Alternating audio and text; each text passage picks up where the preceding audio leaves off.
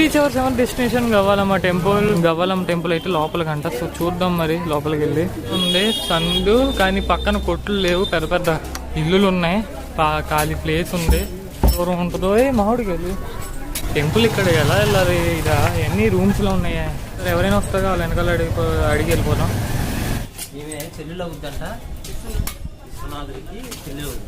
Gavvalamma temple బయట look అయితే ఇలా ఉంది. సో కాశీ విశ్వనాథుని చెల్లి అంట ఈమె.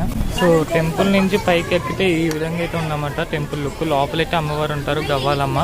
అండ్ ఇక్కడ గవ్వలు కూడా అమ్ముతారు, 30 రూపాయలంట. లోపలికి దండం పెట్టుకుని వచ్చేద్దాం, ఓకేనా?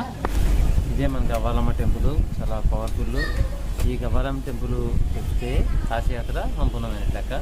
విశ్వనాథ చెల్లు చాలా అద్భుతంగా ఉంటుంది. తప్పకుండా వారణాసి వచ్చినప్పుడు దర్శనం చేసుకోవాలి. ఇది నావి మంత్రులు గారు చాలా మంత్రాలు తెలుగులో చదివారు. 9ంటికైతే మూసేస్తారంట.